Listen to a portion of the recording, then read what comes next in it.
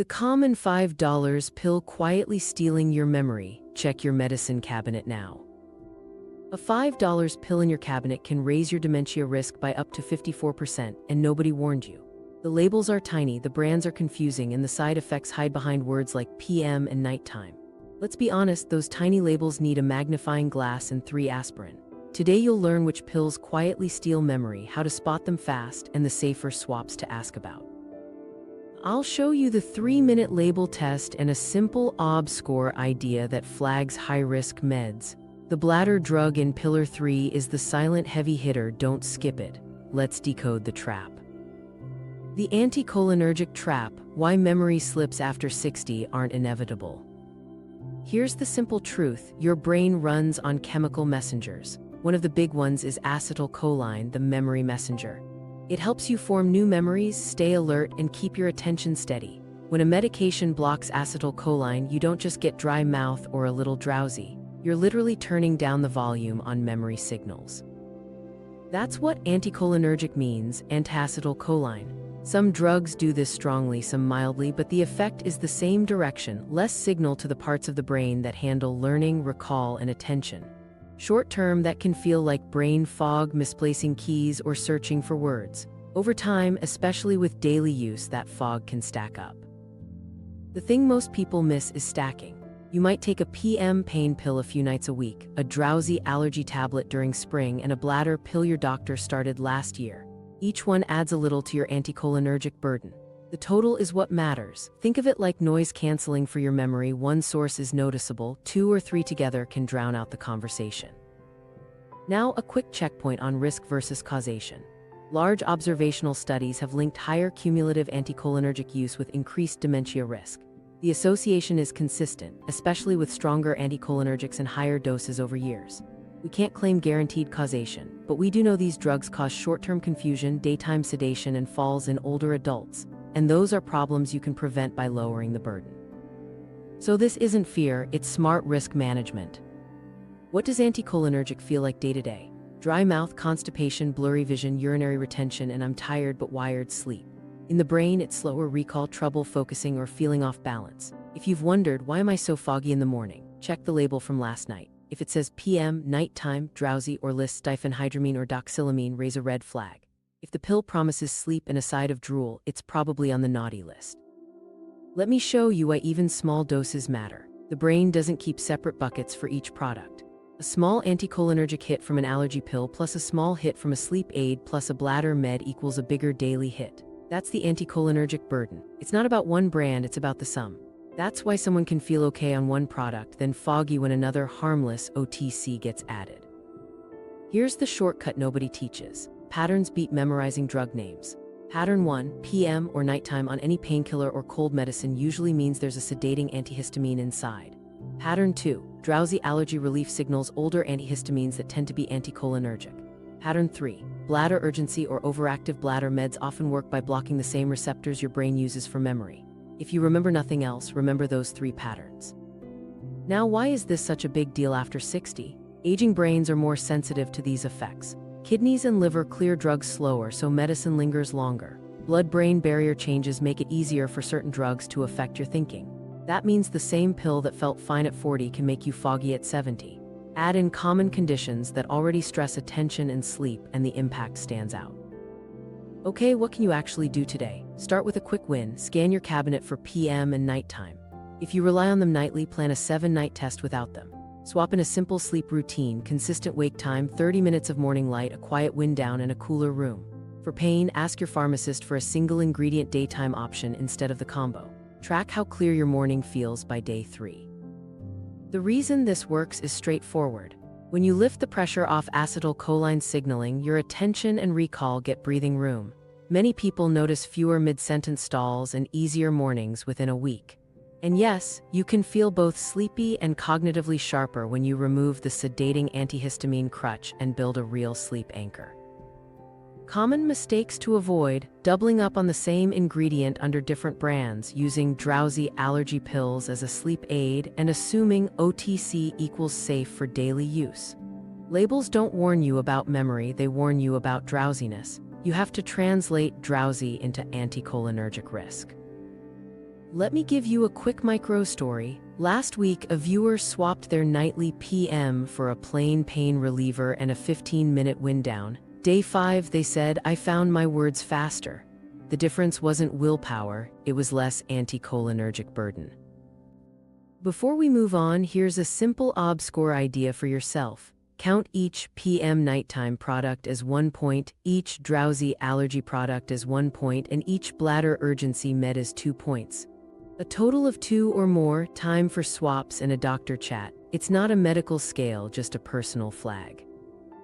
Now the first big culprit, sleep aids hiding in plain sight. Sleep aids, the pink and blue pills that trade ZZZs for brain fog. Let's pull the curtain on the PM aisle. The pink and blue capsules that promise knockout sleep usually rely on one of 2 ingredients, diphenhydramine or doxylamine. Both are sedating antihistamines with anticholinergic effects. Translation, they block acetylcholine, your memory messenger. So yes, you'll get drowsy now, but many people wake up groggy, slower, and a little off the next morning. And if this becomes a nightly habit, that fog stacks up. Here's the thing most people miss. PM is a marketing label, not a medical category. Tylenol PM, Advil PM, generic nighttime pain relief, many cough and cold nighttime formulas, they share the same sedating ingredient. Different brands, same core drug. If you take a PM pain pill plus a nighttime cold syrup, you can unknowingly double the anticholinergic hit. That's exactly how the burden creeps up. Why do these work for sleep? They make you sleepy by blocking histamine in the brain. But they also block acetylcholine, and that's why the side effects look like dry mouth, constipation, blurry vision, confusion, and balance problems, especially in older adults. Tolerance also develops quickly. What knocks you out on night 1 may barely work by night 7, which tempts people to keep taking it anyway. That's a trap. Let me show you exactly how to scan a label in 10 seconds. First, jump straight to active ingredient. If you see diphenhydramine or doxylamine, flag it. Second, scan the uses or front label for PM, nighttime, or sleep. Third, check warnings for drowsiness or caution about driving, another clue you're in sedating territory. Fourth, look for duplicates. Are you also taking an allergy tablet with the same ingredient? If yes, that's stacking. Now a quick why, what, how on safer swaps you can discuss with your clinician. Why switch? Because you want sleep without trading tomorrow's clarity. What are options? Start with non-drug sleep anchors, consistent wake time, morning light for 20-30 minutes, a wind down that actually winds down, dim lights, no late heavy meals, a cooler bedroom, and a stress offload like a short journal or breathing practice. If you need a supplement, talk to your clinician or pharmacist about a short trial of low-dose melatonin, typically 5-1 mg taken 2-3 hours before bed, not 5-10 mg at bedtime. For some, magnesium glycinate in the evening can help relaxation, but confirm it's appropriate for you. And for persistent insomnia, cognitive behavioral therapy for insomnia, CBTI, is the gold standard with strong evidence in older adults. How to implement the swap. For the next 7 nights, replace your PM pill with a simple routine. Same wake time every day, get outside or by a bright window in the morning. Set a 30-45 minute wind down before bed, keep the room cool and dark, and keep fluids and caffeine earlier. If pain is the trigger, switch to a single ingredient daytime pain reliever, acetaminophen or an NSAID if appropriate for you, so you're not relying on a sedating combo. If congestion is the trigger, try a saline nasal rinse or a humidifier instead of a sedating antihistamine. Common mistakes to avoid. Don't take a PM pill on top of a drowsy allergy tablet, same ingredient, double dose. Don't use a nighttime cold medicine as your go-to sleep aid long-term. These are meant for short bouts of illness. Don't assume natural equals safe. High-dose melatonin can cause next-day grogginess and vivid dreams. Keep doses low and timing early. And don't stop prescription sleep medicines without a clinician-guided plan. Here's a quick micro story. A client used Tylenol PM nightly for 6 months. We switched them to plain acetaminophen for evening pain, added a consistent wake time and a 20-minute morning light walk. By day 4, mornings felt lighter. By week 2, they didn't need the PM at all. The win wasn't heroic willpower. It was removing the anticholinergic anchor and giving the brain the right cues. You might be thinking, but I really can't sleep without something. Fair. This clicked for me when I realized the body wants rhythm more than sedation. Sedation can knock you out, but it doesn't always build healthy sleep architecture. Rhythm, light in the morning, calm in the evening, teaches your brain when to power down, and that pays off in both sleep and memory. If you remember nothing else from this section, remember this shortcut. PM equals antihistamine. Antihistamine equals anticholinergic.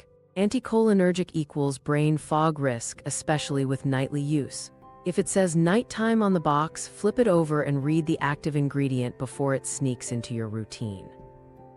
Quick win for tonight. Put every PM, nighttime, and sleep product into a zip bag labeled Review. Replace tonight with the wind down routine and a single ingredient pain option if needed. Track your morning clarity for 7 days. If you need more help, ask your doctor or pharmacist about non-anticholinergic strategies or CBTI. If allergies are your thing, the next trap is sneaky. We're going straight at the drowsy classics that quietly tax your brain. Allergy and cold meds, the drowsy classics that quietly tax your brain. Allergies and colds are where anticholinergics love to hide. The older, makes you sleepy antihistamines calm sneezing and runny noses, but they do it by blocking acetylcholine along with histamine. That's why you feel drowsy, dry, and a bit dimmed after taking them. Short term, you nap. Long term, if they're a habit, you're taxing the same memory pathways you're trying to protect. Here's the split nobody explains at the shelf. First-generation antihistamines, diphenhydramine, doxylamine, chlorpheniramine, brompheniramine, promethazine, meclizine, dimenhydrinate. These cross into the brain easily and are strongly anticholinergic. Translation: sleepy now, foggy later. Second-generation antihistamines, loratadine, cedarizine, fexofenadine, levostirazine. These are non-drowsy or less drowsy because they don't flood the brain the same way and have much lower anticholinergic activity. They're often the better first ask for older adults. The thing most people miss is that many daytime cold combos still tuck in an older antihistamine for runny nose control. If the box says multi-symptom, don't assume it's safe for daily use. You want to check the active ingredient list. See chlorpheniramine maleate, that's a first-gen antihistamine. See dextromethorphan or guaifenesin, those are cough expectorant, not the anticholinergic part. Your job is to spot the sleepy antihistamine lurking with them. Let me show you the quick label scan.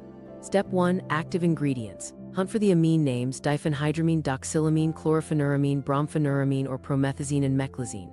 Step 2. Warnings. If it says may cause marked drowsiness and cautions about driving, that's your clue. Step 3. Compare. Are you also taking a PM or motion sickness pill like dimenhydrinate? That's stacking anticholinergics. Step 4. Decide. Do you need an antihistamine at all, or would a saline rinse, nasal steroid spray, or a non-drowsy antihistamine handle it?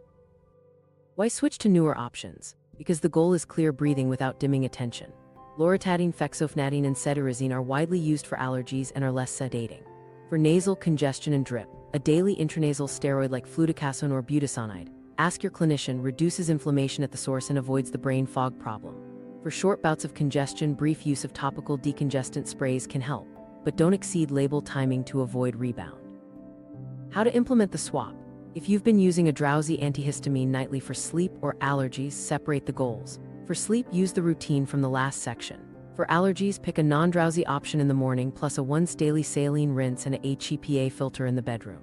Add a nasal steroid if your clinician agrees. Give it a full week. These build steady control and lower the urge to sedate yourself at night. Common mistakes to avoid. Don't use first-gen antihistamines year-round just in case. Don't double dose by taking a cold combo and a separate allergy pill with the same ingredient. Don't assume non-drowsy means zero interaction. Always review your full med list with a pharmacist. And avoid using motion sickness medications like meclizine or dimenhydrinate as sleep aids. Different label, same anticholinergic story. Quick win you can try today. Split your shelf into day relief and night sleep goals.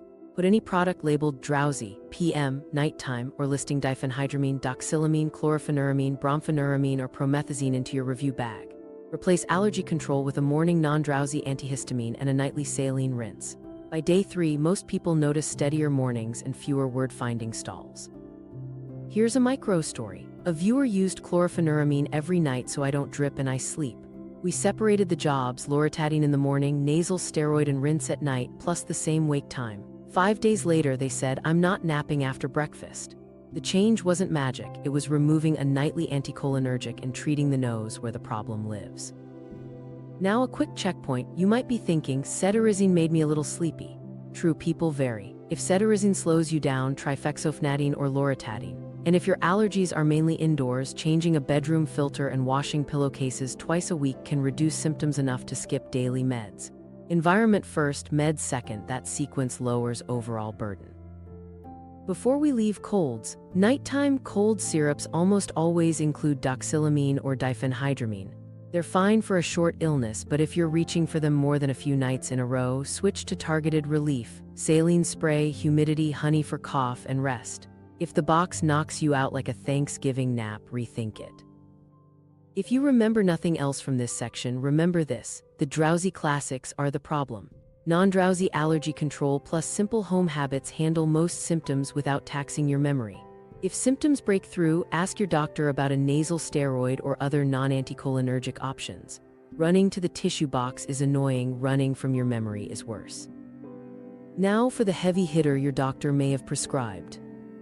Bladder meds, the silent heavy hitter no one warned you about. Let's talk overactive bladder, urgency, and those can't find a bathroom fast enough moments. Many prescriptions for bladder control work by blocking muscarinic receptors, the same family tied to acetylcholine, your memory messenger. That's why these meds can calm bladder spasms but also dim memory signals. Relief down there, static upstairs. If you've added one of these on top of a PM or drowsy allergy pill, your anticholinergic burden may have quietly doubled. Here's the why in plain English. The bladder wall has muscles that can misfire and squeeze too often. Antimuscarinic drugs dampen that squeezing by blocking acetylcholine. Helpful for urgency and leakage, yes, but the same blockade can reach the brain where acetylcholine supports attention and recall. Older adults are more sensitive to this crossover. The result can be dry mouth, constipation, blurry vision, and this is the key: slower thinking and morning fog. The thing most people miss: bladder meds are often long-term. Unlike an occasional PM pill, you might take these daily for months or years. That steady anticholinergic drip adds weight to your burden even if each dose seems small. Stack it with seasonal allergy tablets or nighttime cold syrups and the fog creeps in. If you felt sharper on vacation when you forgot your pills, that's a clue. What are we actually talking about? Without brand lists, think categories. Antimuscarinic bladder medications used for urgency and frequency control.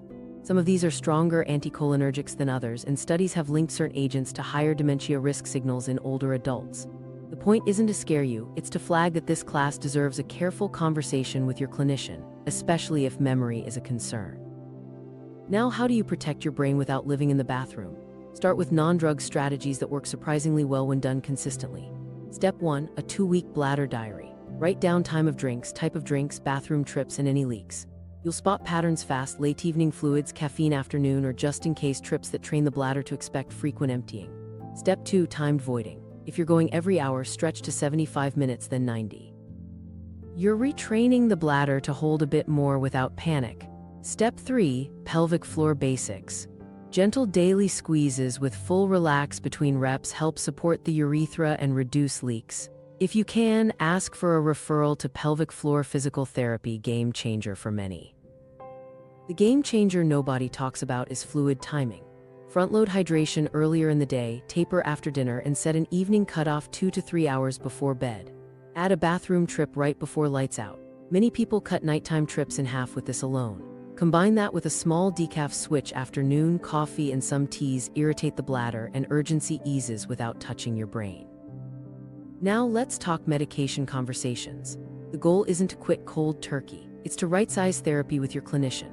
Bring your bladder diary and your full medication list, including OTCs. Say, I'm worried about memory. Are any of my bladder meds anticholinergic? Are there non-anticholinergic options or lower doses we can try? There are alternatives in the bladder world that don't rely on anticholinergic blockade. Your clinician can help decide if one fits you based on your health history and symptoms. Implementation plan you can start this week. Today, begin the bladder diary. Note time, drink type, trips, and leaks. Day 2, move most fluids before 6 p.m. Switch afternoon beverages to water or herbal tea. Day 3, set timed trips. If you go every hour, push to 75 minutes for 2 days, then 90. Day 4, start 5 minutes of pelvic floor practice, 10 gentle squeezes, 3 sets once daily. Day 5, review labels for hidden anticholinergics. If you're using Drowsy, Allergy, or PM products, place them in the review bag. Day 7, call your clinician's office with your diary and ask for a medication review focused on memory-safe options. Common mistakes to avoid. Don't slash fluids to fix leaks. You'll irritate the bladder and risk dehydration and constipation, which makes urgency worse. Don't load up on just-in-case bathroom trips. It trains the bladder to be jumpy. Don't stop any prescription suddenly. Tapering or switching needs a plan. And don't assume all bladder drugs are the same. Potency and brain impact differ. Quick wins you can feel in days. Many people notice fewer late evening trips just by moving fluids earlier and cutting caffeine after noon. Adding a bathroom nightlight reduces fall risk and makes quick trips safer. Pair that with the sleep routine from earlier and you'll consolidate sleep, which further steadies bladder signals. Here's a micro story. A viewer with hourly urgency started a diary, shifted fluids earlier, and added timed voiding. They also reviewed their cabinet and found a nightly PM for aches. With a switch to a single ingredient pain reliever and a clinician-guided bladder med review, they went from 4 nightly trips to 2, and described their mornings as clearer, not hazy. The difference was lowering the anticholinergic burden while retraining the bladder. Running to the bathroom is annoying. Running from your memory is worse.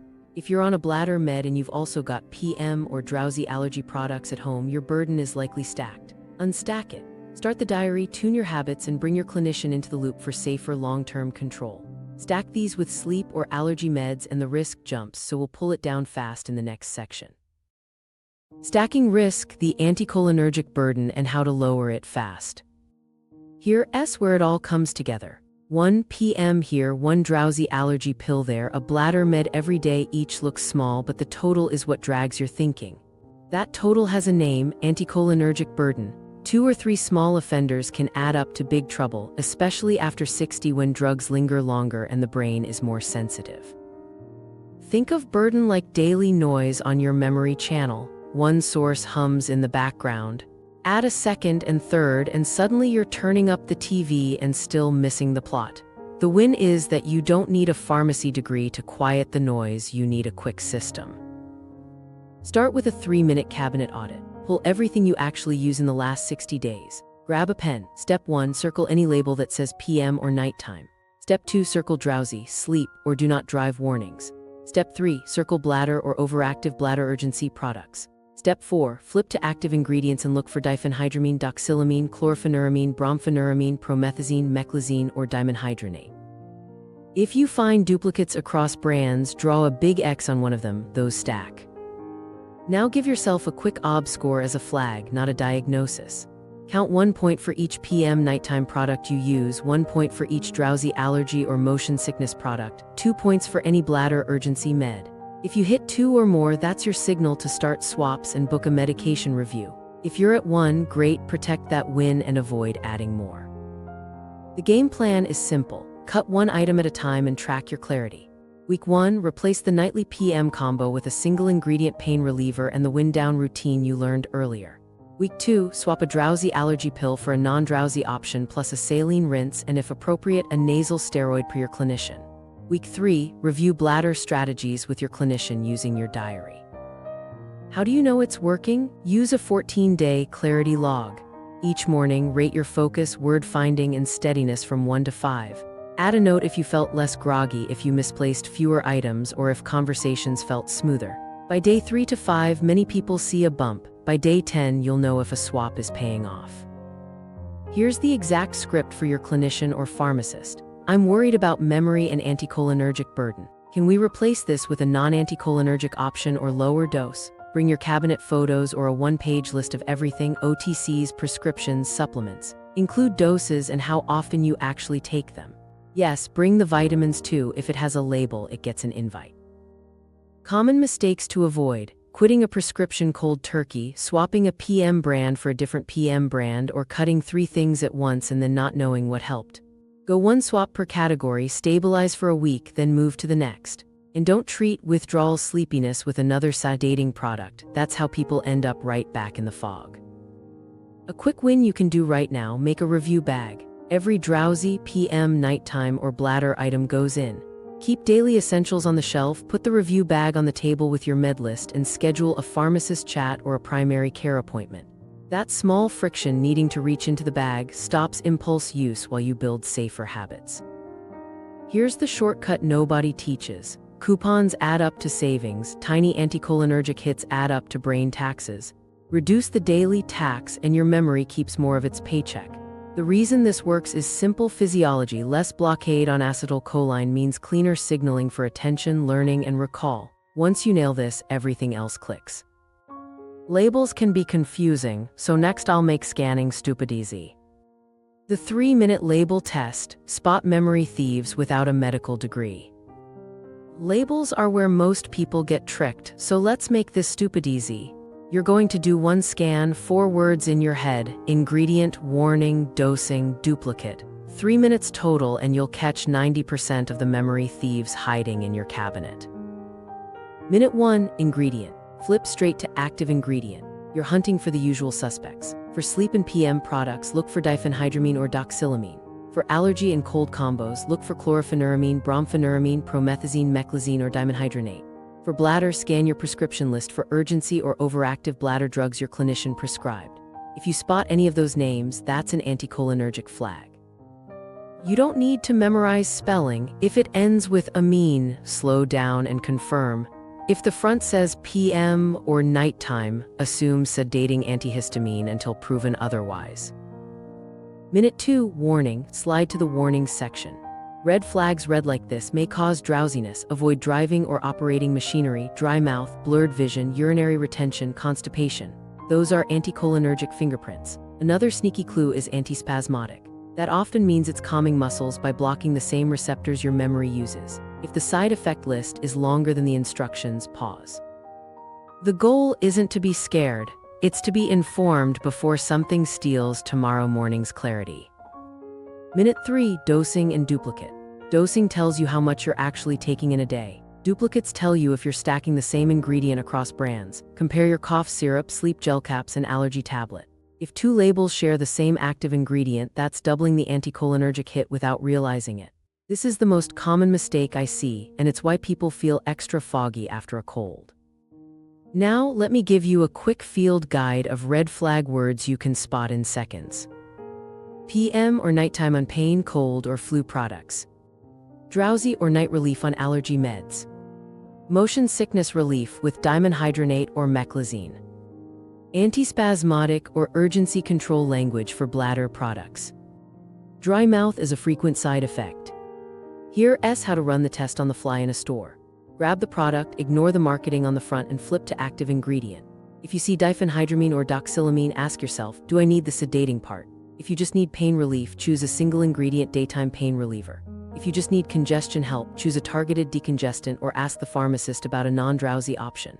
Don't pay with your memory for an all-in-one promise. What if you're unsure? Use the 2-question pharmacist script. Is this drowsy because it's anticholinergic? And is there a non-drowsy, non-anticholinergic option for the same symptom? You'll get a faster, safer swap than guessing at the shelf. Let me show you exactly how to set up your cabinet so you win by default. Make a review bag. Anything with PM, nighttime, drowsy, antispasmodic, or bladder urgency language goes in the bag. Keep the bag in plain sight for your next pharmacist or doctor chat. Put single ingredient daytime pain relievers, non-drowsy allergy meds, saline rinse, and your nasal spray on the easy-to-reach shelf. Environment beats willpower.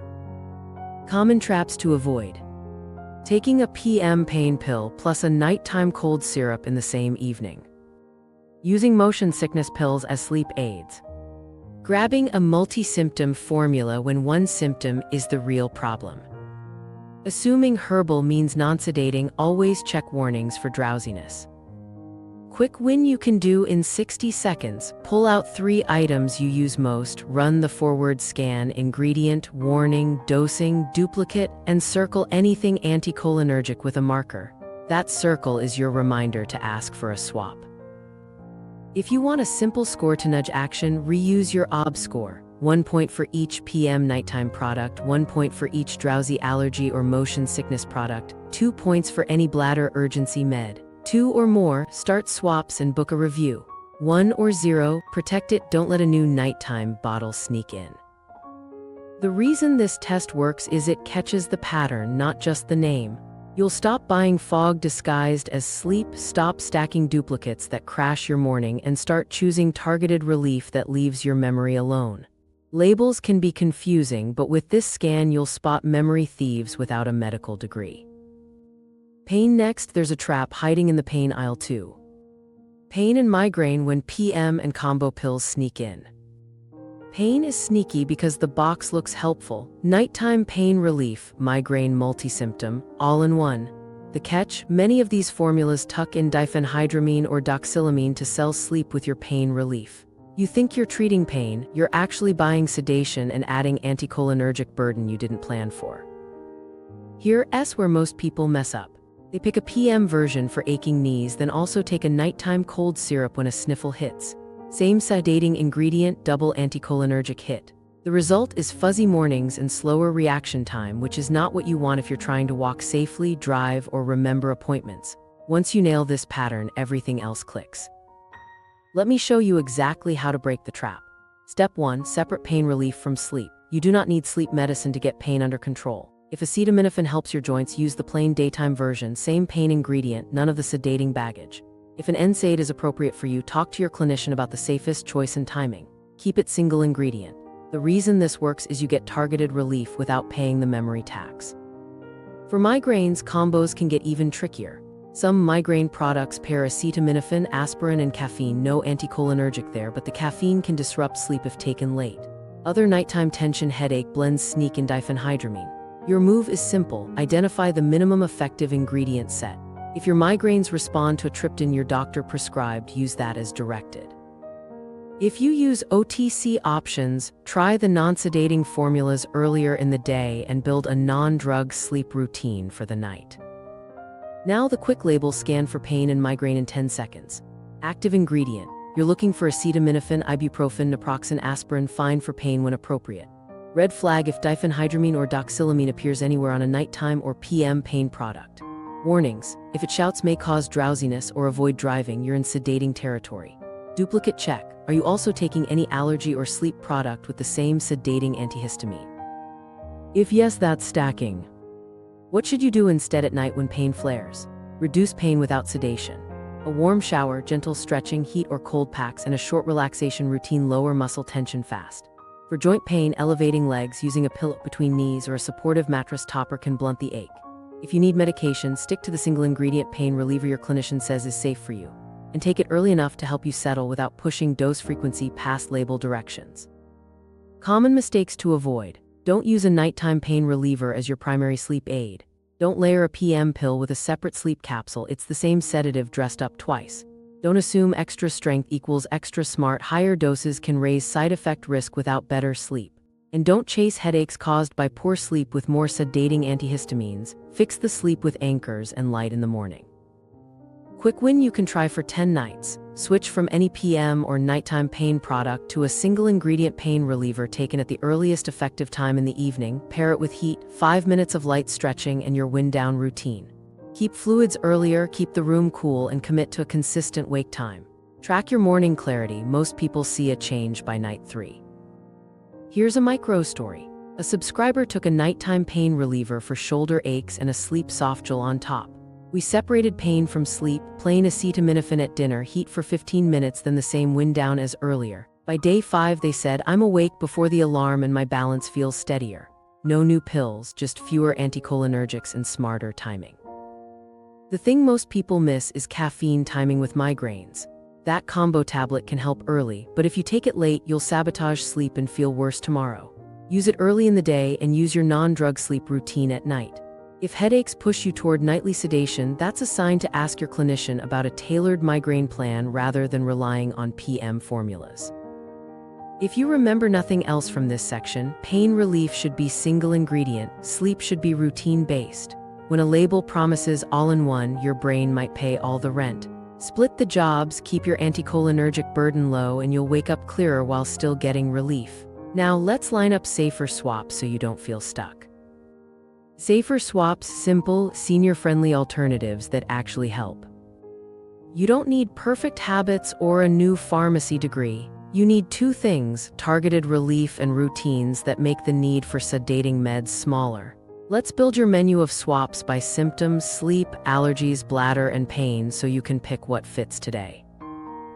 Sleep first. Why switch? Because you want sleep that restores memory, not sedation that muddies it. What works? Anchor your wake time 7 days a week. Morning light for 20-30 minutes tells your brain we're up. In the evening, dim lights an hour before bed, cool the room and create a wind down, stretch, read something light, or write a short to-do for tomorrow so thoughts stop looping. Keep fluids earlier and caffeine before noon. If you need a short-term nudge, talk to your clinician about low-dose melatonin. Think 0.5 to 1 mg taken 2-3 hours before bed, not high doses at bedtime. If insomnia sticks around, ask for CBTI. It's the gold standard for older adults and lowers the need for meds. How to apply tonight? Set a consistent wake time, pick a 30-minute wind down, and move your last glass of water at least 2 hours before bed. If pain is your sleep trigger, use a single-ingredient pain reliever earlier in the evening per your clinician, pair it with heat or gentle stretching, and keep the PM combos out. Allergies next. Why switch? Clear breathing without fog. What works? Choose a non-drowsy antihistamine like loratadine, fexofenadine, or for some, cetirizine in the morning. Add a once-daily saline rinse to wash out pollen and dust. If symptoms are persistent, talk to your clinician about a nasal steroid spray such as fluticasone or budesonide. These reduce inflammation at the source and don't carry the same brain fog risk. Home tweaks matter. Close windows on high pollen days, run a HEPA filter in the bedroom, and wash pillowcases twice a week. How to apply this week? Swap a drowsy antihistamine for a non-drowsy option first thing in the morning. Start a nightly saline rinse and put a reminder on Sunday to rinse or change your filter. Most people feel steadier within 3 to 5 days. Bladder now. Why switch? Because calming urgency shouldn't quiet your memory. What works? Start with a bladder diary for 2 weeks, time of drinks, bathroom trips, leaks. Front-load hydration early, taper after dinner, set a 2 to 3 hour pre-bed cutoff. Add timed voiding. If you go every hour, stretch to 75 minutes, then 90. Layer in pelvic floor basics, 10 gentle squeezes with full relax, 3 sets daily. If symptoms persist, ask your clinician about non-anticholinergic options or dose adjustments, and consider pelvic floor physical therapy. It's often a game changer. How to apply today? Begin the diary, move most fluids before 6 p.m. and set a phone timer for your current interval plus 15 minutes. Add a bathroom nightlight to cut fall risk. Review your cabinet and park any drowsy or PM items in the review bag so they don't stack with bladder meds. Pain last. Why switch? Relief without memory cost. What works? Use single-ingredient pain relievers, acetaminophen, or if appropriate, an NSAID at the earliest effective time in the evening. Combine with heat or ice, gentle mobility work, and sleep anchors. For tension headaches, try hydration, magnesium-rich foods if your clinician agrees, and earlier caffeine if it helps, not late. For chronic joint pain, ask about physical therapy and strength routines that offload joints. Keep nighttime combos off your shelf. Now, quick cross-cutting swaps you can layer everywhere. Morning light and a 5 to 10 minute walk most days. Better sleep pressure, better mood. Consistent meals and earlier dinner. Steadier blood sugar helps sleep and bladder. Phone off the pillow rule. Charge the phone outside the bedroom. Bedroom setup: cool, dark, quiet fan, no blinking lights, simple path to the bathroom. Let me give you exact words for the pharmacy counter. Is this drowsy because it's anticholinergic? What's a non-drowsy option for the same symptom? At the doctor's office, I'm worried about memory. Are any of these anticholinergic? Can we switch to a non-anticholinergic option? Bring your one-page med list, OTCs, prescriptions, supplements, actual use. Quick wins.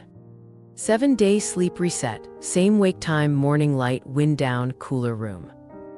14-day bladder diary, fluid timing, timed voiding, pelvic floor basics. Allergy filter change and nightly saline rinse.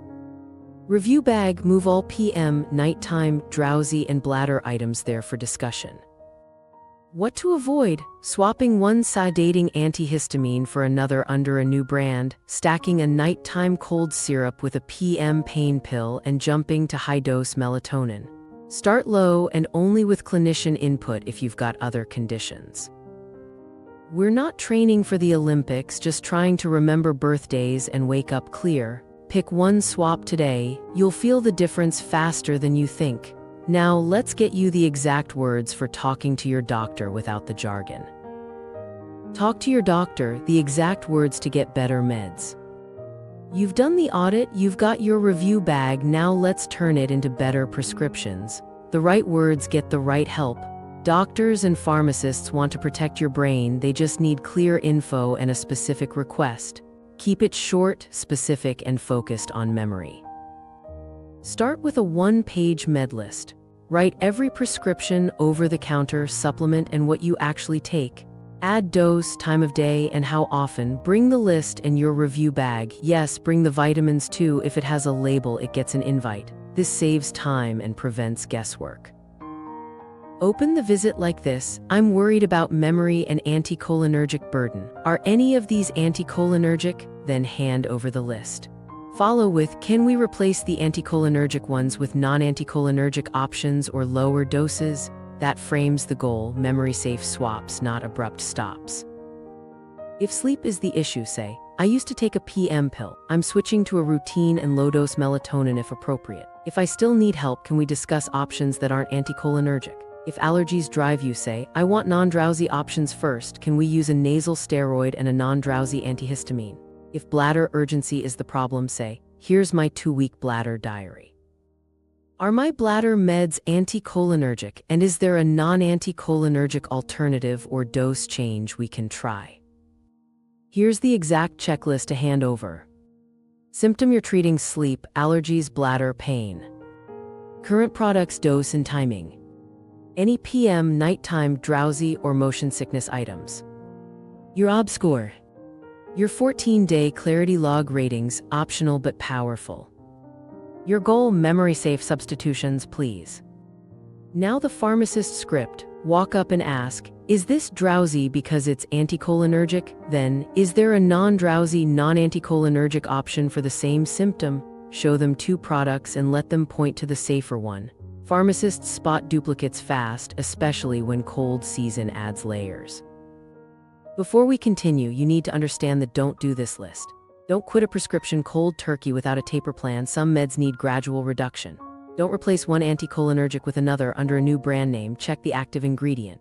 Don't bring only prescriptions to the visit. The hidden risk is often the OTC stack. And don't try 5 swaps at once. Change 1 category per week so you can see what helps. If your clinician pushes back with your sleeping, so it's fine, try this. I'm noticing morning fog and slower recall. Can we pilot a non-anticholinergic option for 4 weeks and reassess? Providers like trials with clear endpoints. Offer to track morning clarity and falls, then book a follow-up. Data drives decisions. If you're caring for a spouse or parent, bring a simple note. We're worried about memory. Can we review for anticholinergic meds and to prescribe where possible? Add, we'll need a taper plan if required. Ask for printed instructions so you're not guessing at home. When in doubt, reference common flags. Say, I'm avoiding diphenhydramine, doxylamine, first-generation antihistamines, and strong bladder antimuscarinics when possible. What do you recommend instead? You're not diagnosing, you're steering away from a known risk pattern. For the appointment flow, keep it tight. Minute 1, state goal, memory-safe plan. Minute 2, handover list and review bag. Minute 3, ask which are anticholinergic. Minute 4, request swaps. What are my non-anticholinergic options? Minute 5, confirm taper steps, timing, and follow-up. Minute 6, ask for written instructions. Now a quick micro story. A viewer brought a 1-page list and said, I want non-anticholinergic options. They left with a nasal steroid for allergies, low-dose melatonin timing guidance, a plan to taper off a PM habit, and a bladder med review scheduled. By week 3, they reported steadier mornings and fewer near falls. The shift wasn't dramatic, it was specific asks plus a simple plan. 2 final prompts to lock this in.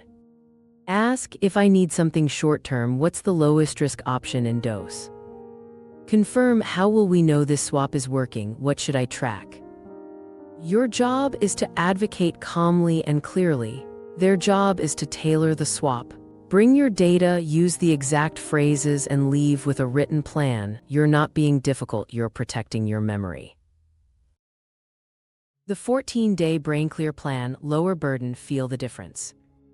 This is the part you can start today. 14 days, 2 simple phases, 1 goal, lower your anticholinergic burden and feel your brain breathe again. We'll keep it tight, practical, and trackable so you can see the payoff fast. Week 1 is audit and replace. Day 1, pull out your review bag. Move every PM, nighttime, drowsy, motion sickness, and bladder urgency product into it. Take clear photos or write a one-page list with dose and how often you actually use each. If you can, bring the bag and list to your pharmacist for a quick duplicate check. Tonight, switch from any PM combo to a single-ingredient pain reliever if needed. Pair it with your wind-down routine and set a consistent wake time for the next 14 days. Day 2, run the 3-minute label test on your top 3 products.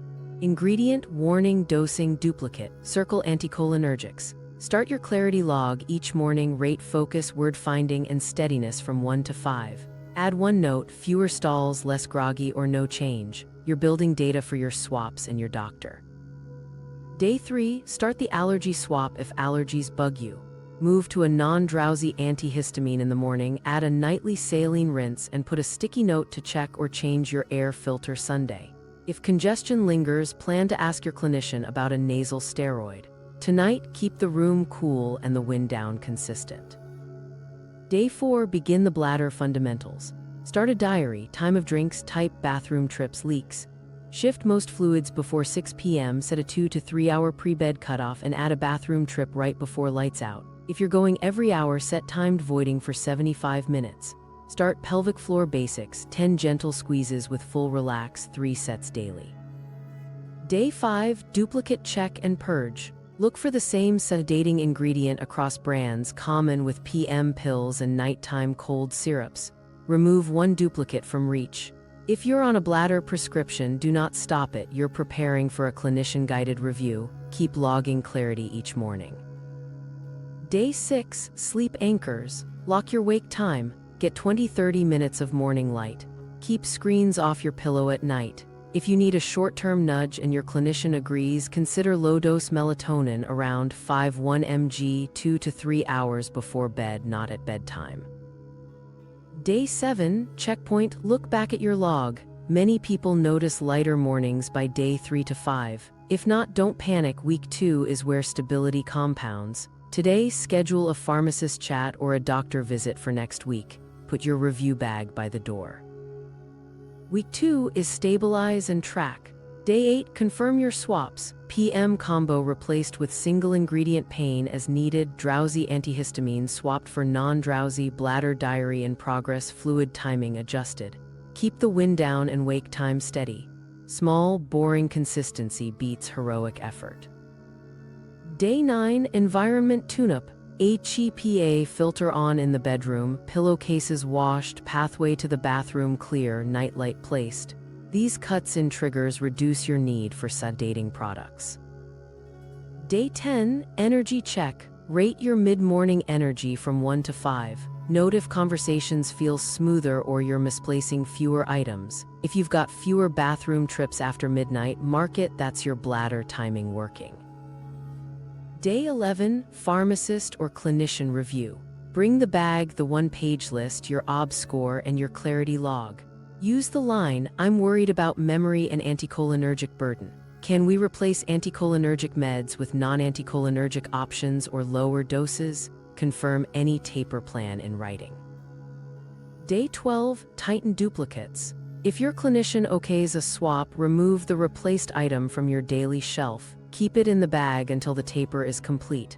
Do not add a new nighttime product even if you have a bad day. Use your routine, light, and single ingredient relief. Day 13, practice resilience. One rough night doesn't mean the plan failed.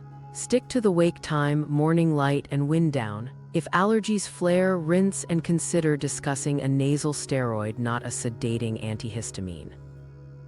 Day 14, clarity checkpoint. Compare your day 1 and day 14 logs. Most people see clearer mornings, fewer mid-sentence stalls, steadier balance, and less urge to sedate. If you're trending up, keep the swaps. If you're flat, take your log to your clinician for fine-tuning, dose timing, non-anticholinergic alternatives, or CBTI if sleep is still off. Your guiding rule for the whole 14 days: 1 swap per category, stabilize for a few days, then move on. Use your OB score as a nudge, not a diagnosis. Data beats guesswork, and if your keys stop hiding from you, we're winning. Common mistakes, what trips people up and how to avoid it. Now here S where most people mess up and how you dodge it. Mistake 1, quitting meds cold turkey. I get it, you learn about anticholinergics and want them gone yesterday, but some prescriptions need a taper. Stopping suddenly can rebound your symptoms, wreck your sleep, or spike anxiety, and then you'll reach for the same sedating products again. Fix, ask for a taper plan. Say, can we step this down over 2 to 4 weeks and monitor sleep and clarity? Get it in writing. Track mornings and falls while you taper. Mistake 2, swapping brand names, not ingredients. People ditch Tylenol PM, then grab a nighttime cold or sleep softgel with diphenhydramine or doxylamine. Same drug, different box. Fix, read active ingredient first every time. If you see diphenhydramine or doxylamine, that's a pass for nightly use. Choose single ingredient pain relief or non-drowsy allergy control, and keep the sedating antihistamines for short, specific illness use only if approved. Mistake 3, using first-generation antihistamines year-round for sleep. That's double trouble, noisy memory and tolerance that pushes doses up. Fix, separate the goals, use non-drowsy allergy control by day and a routine by night. If you still need help, talk to your clinician about options that don't block acetylcholine and about CBTI for persistent insomnia. Mistake 4, ignoring seasonal stacking. Spring allergies, a summer road trip with motion sickness pills, fall colds, winter PM for aches, each seems minor. Over a year it adds up. Fix, pick one season to clean up each quarter. Spring, non-drowsy allergy plan. Summer, motion sickness alternatives or timing that avoids nightly use. Fall, winter, targeted cold relief, not nighttime combos. Mistake 5, treating every symptom with a multi-symptom combo. Those all-in-ones often slip in the sedating ingredient you don't need. Fix, choose the minimum effective set. If pain is the problem, use pain relief. If congestion is the problem, ask for a targeted non-drowsy option or use saline and a nasal steroid per your clinician. Don't pay for features you don't need with tomorrow's focus. Mistake 6, forgetting OTCs and supplements at appointments. The hidden burden is usually outside the prescription list. Fix, bring the bag, not just the names. Put every PM, nighttime, drowsy, motion sickness, and bladder item in the review bag. Hand it to your pharmacist or doctor. Say, which of these are anticholinergic, what are my replacements? Mistake 7, changing everything at once. If you swap 3 things and sleep tanks, you won't know what did it. Fix, 1 swap per category, stabilize for 5 to 7 days, then move on. Use your clarity log so you can see cause and effect. Boring wins. Mistake 8, cutting fluids to fix the bladder. That backfires, irritates the bladder, worsens constipation, and increases urgency. Fix, front-load fluids earlier, taper at night, and add timed voiding and pelvic floor basics. If you're on a bladder med, don't stop on your own. Book the review with your diary in hand. Mistake 9, chasing side effects with more sedatives. You're groggy so you nap, you can't sleep so you add a PM. Round and round. Fix, protect wake time, get morning light, and move. A 10-minute walk resets sleep pressure better than another sedating pill. Mistake 10, assuming herbal equals harmless. Many sleep blends still sedate. Fix, check warnings for drowsiness and interaction notes. Keep doses modest, timing early, and involve your clinician, especially if you take other meds. Fast fixes you can apply today. The 1 in, 1 out rule. For any new product, 1 old sedating product goes into the review bag. The duplicate check, never take 2 products with the same sedating antihistamine in the same evening. The calendar nudge, set quarterly reminders, spring allergies, summer travel, fall colds, winter aches to audit the shelf. Micro story, a viewer quit a bladder med cold turkey and added a PM pill for sleep. Urgency worsened, mornings tanked. We restarted the bladder med with a taper plan, removed the PM, added fluid timing, timed voiding, and a sleep routine. In 10 days, they felt steadier and needed fewer nighttime trips. The difference was sequence and patience. If it says max strength, your memory says no thanks. Start low, go slow, and choose targeted relief. Prevention next, let's stop problems before they start. Prevention habits, protect your brain while living your life.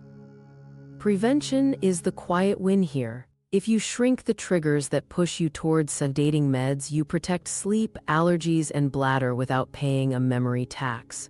Think small anchors you can live with, not perfection. Start with sleep anchors. Your brain loves rhythm. Lock a consistent wake time 7 days a week, even after a rough night. Get 20-30 minutes of morning light outside if you can, by a bright window if you can't.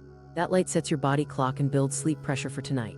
In the evening, dim lights an hour before bed, cool the room a notch and set a simple wind down. Stretch, read a few pages, or write tomorrow's top 3 tasks. That routine cues power down without medication.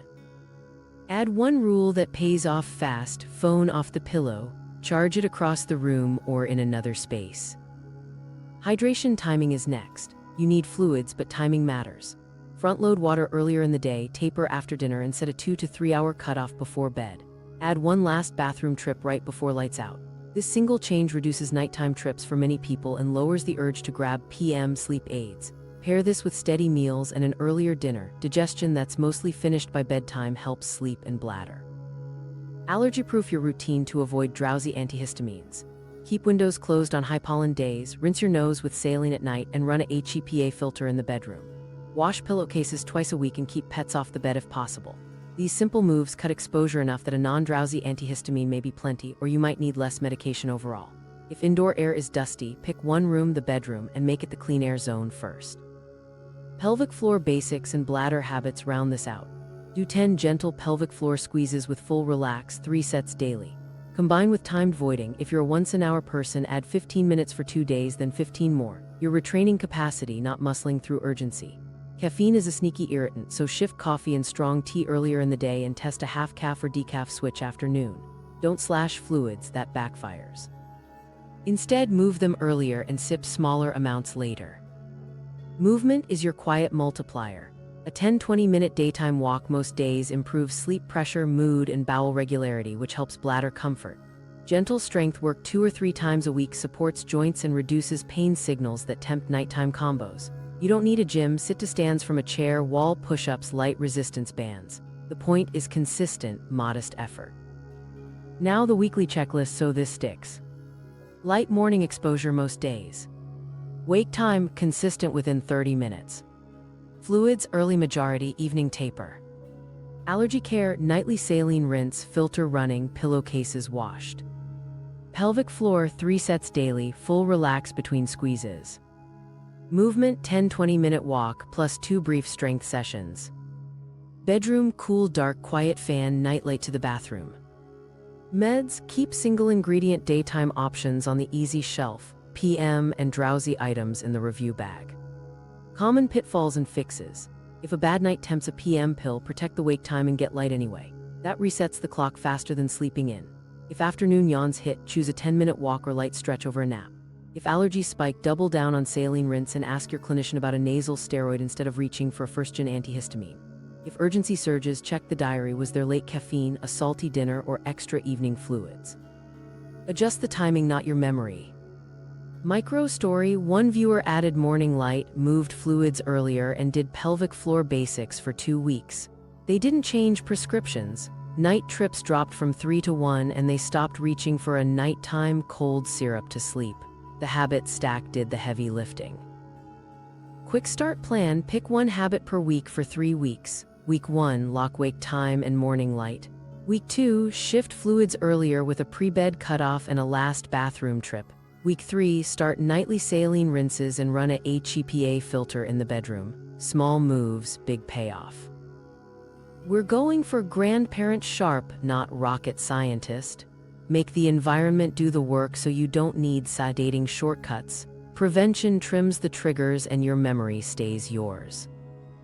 The memory-safe home, setups that lower reliance on sedating meds. Your home can do half the work for you if you set it up right. Environment beats willpower. When your bedroom and routines reduce symptoms up front, you won't feel pushed toward PM, drowsy antihistamines, or heavy bladder meds at night. Start with the bedroom cues that tell your brain what to do. Light says wake, dark says sleep.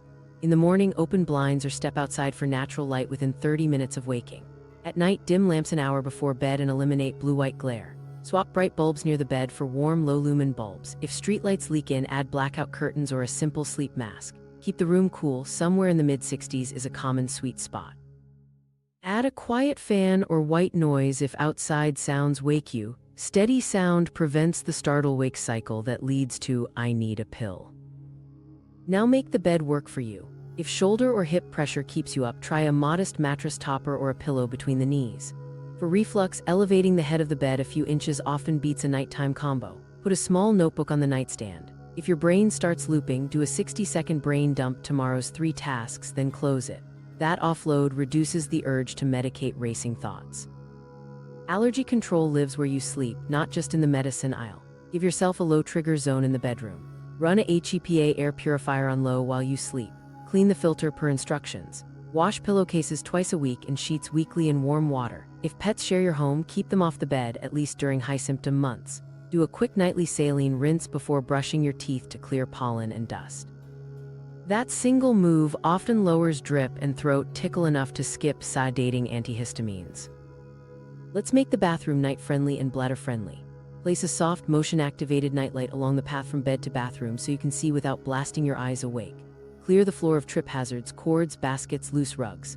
If you wake to urinate, consider a stable grab bar or a tall, steady surface you can touch for balance. And remember the evening fluid timing from earlier. Front load during the day, taper after dinner, and add a last bathroom trip right before lights out.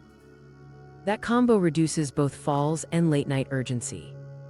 Your kitchen can help more than you think. Create an evening shelf with decaf or herbal teas and a water glass so you naturally grab non-caffeinated options afternoon. Put caffeinated coffee and strong teas on a higher shelf you use in the morning. Keep a small pitcher of water visible at breakfast and lunch to drive earlier hydration, then remove it from sight after dinner. Tiny positioning changes equal easier choices. Now the medicine cabinet itself. Put single-ingredient daytime pain relievers, non-drowsy allergy meds, saline rinses, and nasal sprays at eye level. The review bag with PM nighttime drowsy, motion sickness, and bladder urgency items sits in plain sight but out of easy reach. Tape your 2-question script to the cabinet door. Is this drowsy because it's anticholinergic? And what's the non-drowsy alternative? That reminder keeps you from autopilot purchases and late-night grabs. For living areas, set up a simple wind-down corner, a lamp with a warm bulb, a comfortable chair, and a light book or puzzle you only use at night. No screens in that spot. When you sit there, your brain learns we're powering down. Put a small basket there with a neck wrap, a stretch band, and a heat pack. Reaching for heat and a 5-minute stretch beats reaching for a sedative. Safety details that pay off quickly. Non-slip socks or slippers by the bed, a sturdy bedside table you can lean on when you stand, and a clear charging station away from the pillow so the phone doesn't lure you into late scrolls. Place a pen and sticky notes near the door to capture "don't forget" items for tomorrow. Mental offloading reduces middle-of-the-night worry. Quick win: Sunday reset 10 minutes once a week. Dust the bedroom surfaces, replace pillowcases, empty the trash, run the HEPA on medium for an hour, refill saline bottles, and lay out your morning walk shoes by the door. That cycle turns prevention into a habit loop you don't have to think about.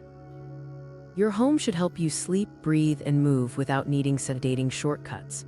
Build the cues: light, dark, cool, quiet, clear paths, and easy access to non-drowsy tools, and you'll rely less on anticholinergics. Your bedroom shouldn't feel like a casino. It should quietly nudge you toward real rest and clear mornings. Now let's lock it in with your medicine cabinet checklist. The medicine cabinet audit, your step-by-step checklist. This is the moment that creates the aha.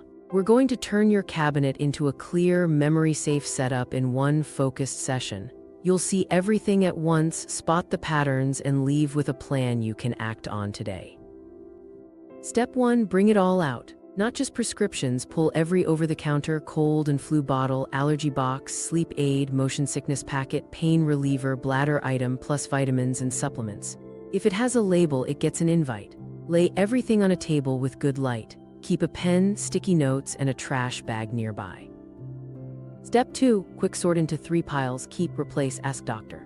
Keep is for single-ingredient daytime basics you actually use, like plain acetaminophen or a non-drowsy allergy medicine. Replace is for PM nighttime, drowsy, motion sickness, first-generation antihistamines, and all-in-one formulas you've been using regularly. Ask doctor is for bladder urgency meds and any prescription you suspect is anticholinergic, plus anything you're not sure about. Step 3, run the 3-minute label test across the table. Ingredient, warning, dosing, duplicate. Circle with a marker any label that says PM, nighttime, drowsy, antispasmodic, or lists diphenhydramine, doxylamine, chlorpheniramine, brompheniramine, promethazine, meclizine, or dimenhydrinate. If 2 products share the same sedating ingredient, put one and replace immediately. Duplication is the stealthy fog maker. Step 4. Give yourself an obscure flag to guide action. 1 point for each PM nighttime product you actively use, 1 point for each drowsy, allergy, or motion sickness product, 2 points for any bladder urgency medication. Score of 2 or more, you'll prioritize swaps and book a medication review. Score of 1, protect it and avoid adding anything new that's sedating. Score of 0, great, lock in prevention habits so it stays that way. Step 5, date check and clean. Expired medications go straight in the trash bag following local disposal rules. If you've got old antibiotics or leftover prescription sedatives, move them to Ask Doctor for safe disposal instructions. A lighter shelf reduces accidental grabs. Step 6, rebuild the cabinet for easy wins. A level shelf is prime real estate. Single ingredient daytime pain reliever, non-drowsy allergy medication, saline rinse supplies, and any clinician recommended nasal spray. Next shelf, other non-drowsy essentials you use monthly. Bottom, or a labeled bin, the review bag with PM, nighttime, drowsy, motion sickness, and bladder urgency meds, plus anything you're unsure about. The bag lives in sight, not reach, as a reminder to get guidance before using. Step 7, tape your 2-question script inside the door. Is this drowsy because it's anticholinergic? And what's a non-drowsy alternative for the same symptom?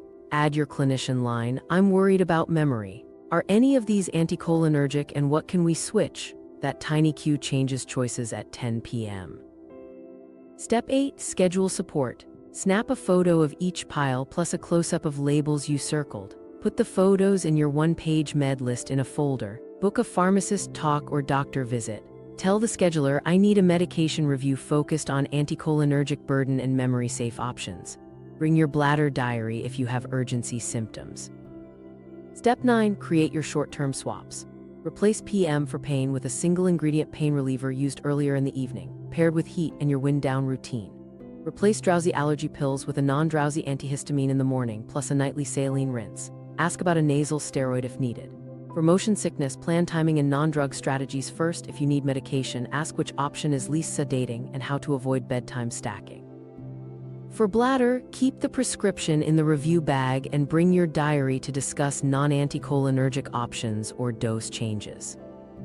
Step 10, set 2 nudges so you don't backslide. Put a sticky note on your wallet or phone that says active ingredient first. Put another on the cabinet, single ingredient by day, routine by night. You're not banning meds, you're choosing targeted relief without the memory tax. Common speed bumps you'll avoid today. The different brand, same drug trap, compare active ingredients, not logos. The 6-season stack, don't add nighttime cold syrup on top of a PM pain pill. The just-in-case hoard, if you haven't used it in a year and it's sedating, it belongs in replace or disposal. Quick win before you finish, pack the entire replace pile into a labeled bag and set it by the door with your appointment card.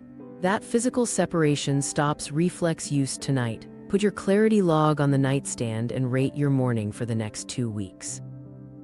If the pile wobbles, you're not alone. Most people discover at least one duplicate and one hidden sedating ingredient on day 1. The good news is you now have a system. See it all, sort fast, score for action, and rebuild the shelf so the easy choice is the memory-safe choice. You've got momentum, let's keep it. Real-world wins, micro-stories that prove this works. Maria ditched her nightly PM, used a wind down, and by day 5 said no more morning fog. Ken swapped drowsy allergy pills for loratadine plus saline, 3 fewer foggy days weekly. Ruth added bladder timing and PT, fewer leaks, clearer recall. Lower burden-freed memory signaling. Now you try, pick one swap. Brief recap checkpoint, if you remember nothing else. Lower anticholinergic burden to protect memory. Review first, PM nighttime, drowsy allergy or motion sickness, bladder meds. Do the 3-minute label test today. Tell your clinician, I want non-anticholinergic options. Start the clarity log and the review bag. Safer, single ingredient by day, routine by night. Protecting memory starts with one swap, cut the anticholinergic burden and the fog lifts. Audit your cabinet today, then ask your doctor for memory-safe alternatives. Subscribe for more simple fixes and watch the next video for the advanced focus and recall playbook. Quick reference phrases and scripts. Keep this handy, use it at the pharmacy, at doctor visits, and during your cabinet audit. Short, simple, and effective. Doctor visit scripts. Opening line: I'm worried about memory and anticholinergic burden. Are any of my meds anticholinergic? Swap request: can we replace anticholinergic meds with non-anticholinergic options or lower doses? Taper ask: if we need to stop one, can you give me a taper plan and a follow-up date? Sleep focus: I'm moving off PM pills. Can we discuss options like CBTI, low-dose melatonin timing, or other non-anticholinergic choices? Allergy focus: can we prioritize a nasal steroid and a non-drowsy antihistamine? Bladder focus: here's my 2-week bladder diary. Are my bladder meds anticholinergic? Are there non-anticholinergic alternatives or dose changes we can try? Short-term plan: if I need something briefly, what's the lowest risk option and dose? What should I track to see if it's working?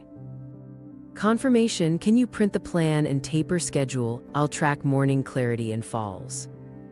Pharmacy counter scripts. First question: is this drowsy because it's anticholinergic? Safer swap: what's a non-drowsy, non-anticholinergic option for the same symptom? Duplicate check: these two look different. Do they share the same sedating ingredient? Cold aisle: I only need a decongestant. Which single ingredient option avoids anticholinergics? Motion sickness: what's the least sedating option and how do I avoid taking it near bedtime?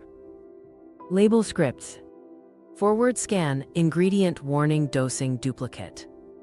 Red flags to circle: PM, nighttime, drowsy, antispasmodic, dry mouth.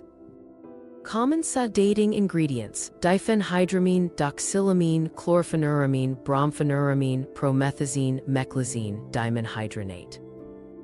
Decision rule: if 2 products share the same sedating ingredient, I won't use both. If it's PM and I'm using it nightly, it goes in the review bag. Home habit scripts.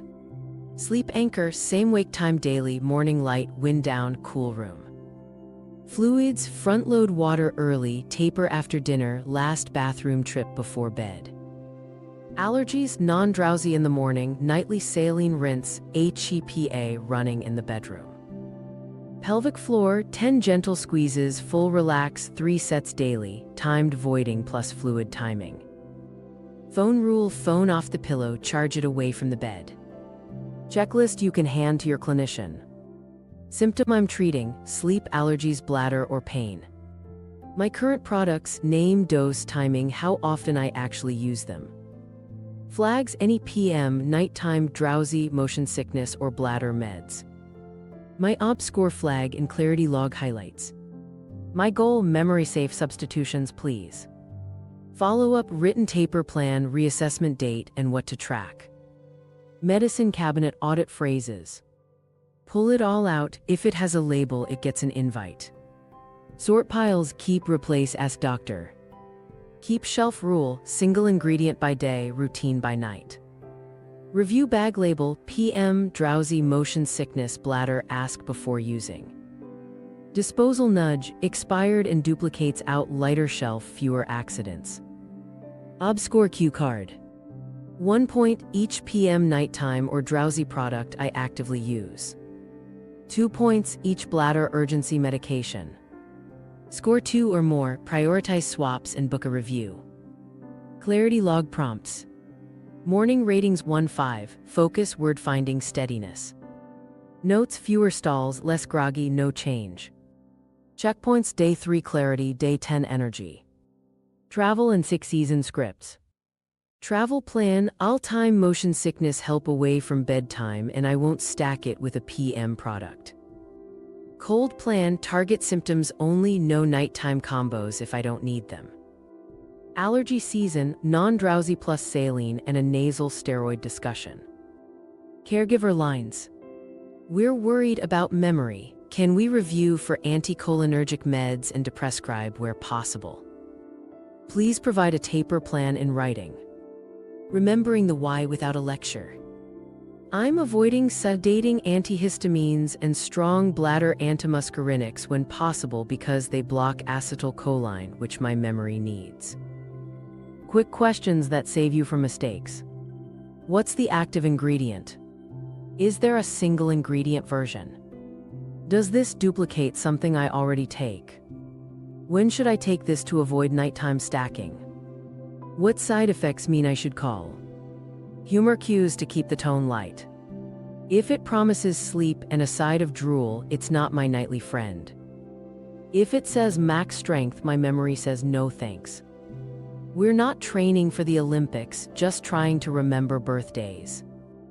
Print these, tape the key lines inside your cabinet, and keep a copy in your wallet.